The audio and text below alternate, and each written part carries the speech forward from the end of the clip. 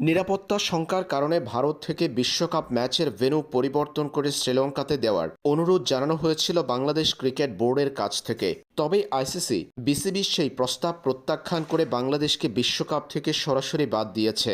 পাশাপাশি বাংলাদেশের জায়গায় স্কটল্যান্ডকে নিয়েছে আইসিসি। এই বিষয়টিকে অনেকেই বাংলাদেশের সাথে অন্যায় বলে মনে করছেন। মূলত ভারতের মদদে আইসিসি ম্যাচের ভেন্যুতে পরিবর্তন আনেনি বাংলাদেশের।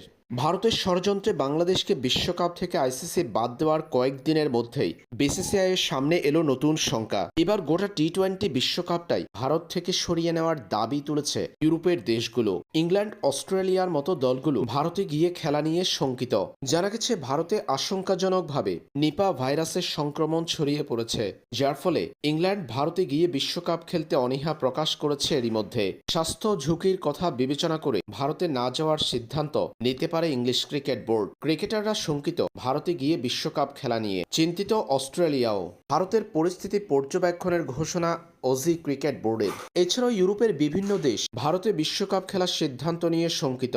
তাই গোটা টি-20 বিশ্বকাপটাই শ্রীলঙ্কার মাটিতে আয়োজনের প্রস্তাব অনেকের।